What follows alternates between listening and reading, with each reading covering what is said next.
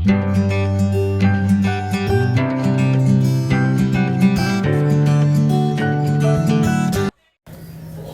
morning everyone, welcome back to my channel. শুভ নববর্ষ সকলকে। বাঙালিদের একটি গুরুত্বপূর্ণ উৎসব হলো এই নববর্ষ। সব বাঙালিরাই মুখিয়ে থাকেন পয়লা বৈশাখের দিনে। মিষ্টি মুখ, কোলাকুলি, হালখাতা, আড্ডা, নতুন জামায় সকলকে আহ্বান জানান নতুন বছরে।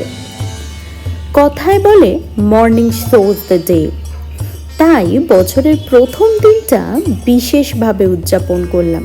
অবশ্য আমরা সকলেই করে থাকি কম বেশি। আমি আজকে সকালে চটপট করে উঠে স্নানটা আগে সেরে নিয়েছি। তারপরে আমার গোপু সোনার স্নান পর্ব সেরে একদম নতুন চিকনকারির একটা ড্রেস পরিয়ে তার সাজ সরঞ্জাম দিয়ে রেডি করে আগে পুজোটা সেরে ফেললাম। তারপরে তো দিনের বাকি কাজ আছেই, সেটাই তোমাদের সঙ্গে ফুল ডেটা শেয়ার করব। আই হোপ তোমাদের দেখতে ভালো লাগবে।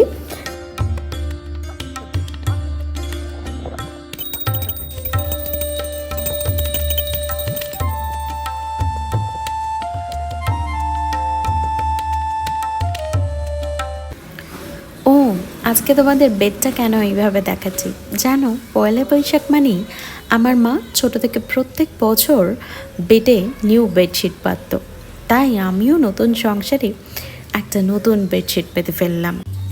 এটা আমার বিয়েতে পাওয়া গিফটের মধ্যে একটা।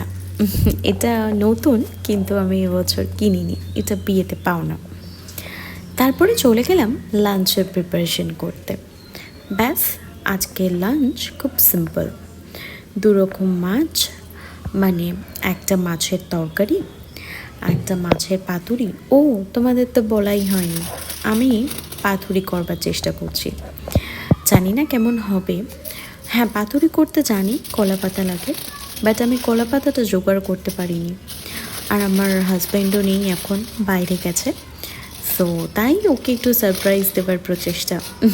বাড়িতে ফয়েল পেপার ছিল, সেটার মধ্যেই গুছিয়ে ম্যারিনেট করে জাস্ট চেষ্টা করছি। কেমন হবে আমি জানি না, তো চেষ্টা করি, দেখি যদি সাকসেস পাই আমি অবশ্যই একদিন তোমাদের সঙ্গে রেসিপিটা শেয়ার করব যে কিভাবে বানিয়েছি।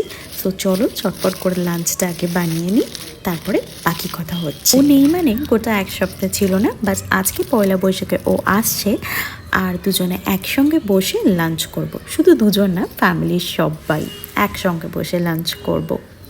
হ্যাঁ, মেনুটা তো শেষই করলাম না। 2 রকম মাছ, সঙ্গে মাছের তো রেসিপি বললাম। এর আগে হচ্ছে ডাল, তারপরে চাটনি, ব্যাস এটুকুই। আর পাঁপড় ভাজা, ওটা তো রাখতেই হতো মাস্ট। তোমাদের সকলের কি প্ল্যান সেটা অবশ্যই জানিও। এই যে আজকে ফিরেছে, তো তুমি বলছিলে কি সারপ্রাইজ অ্যাকচুয়ালি সারপ্রাইজ জানা থাকলে সেটা সারপ্রাইজ কোথায় থাকলে। আর 1431 আমাদের সকলের পক্ষ থেকে, আমার পরিবারের সকলের পক্ষ থেকে সবাইকে জানাই প্রীতি, শুভেচ্ছা, অভিনন্দন, সঙ্গে বড়দের প্রণাম। খুব ভালো কাটুক সবারই আগামী বছর। দুপুরে বাড়িতে সবার সঙ্গে লাঞ্চ করে আর রাত্রে প্রিপারেশন করিনি, বাড়িতে বেরিয়ে পড়েছিলাম দুজনে। বাড়ির কাছেই চেনা রেস্টুরেন্ট, দুজনেই মেনু ডিসাইড করে গেছিলাম। যেহেতু দুপুরে অনেক কিছু খাওয়া হয়েছে বাড়িতে, তাই রাতের ডিনারটা একটু হালকা করব ভেবেছিলাম। না, এখানে টুইস্ট নয়, বিরিয়ানি মানে হালকা একদম না। তবে হ্যাঁ, আমি ভেজ বিরিয়ানি নিয়েছিলাম, আলু বিরিয়ানি, অ্যান্ড ও তাই আমার সঙ্গে সেম নিয়েছিল ভেজ বিরিয়ানি।